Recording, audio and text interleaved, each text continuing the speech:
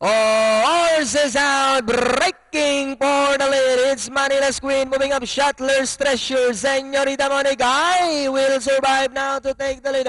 It's now I will survive by rallying Shuttler's Treasure. Masaganang ani, Janet Lynn, Danori inside, Señorita Monica. Then followed by Manila's Queen, Gintong Gantimpala, Danori inside, Rising Star and Dragon Maya.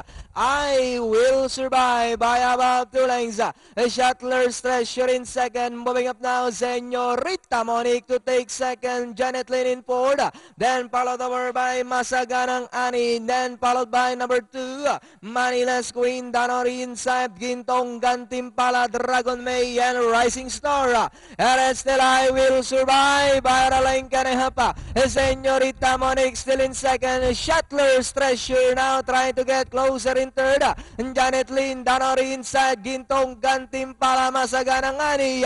I will survive moving up, Señorita Monique to take the lead. It's now Señorita Monique by Ralenka. I will survive, drives back in second, Shuttler's Treasure, Manila's Queen, then followed by Gintong Gantimpala. They come down at the last 150, and it's still Señorita Monique by about 4 lengths.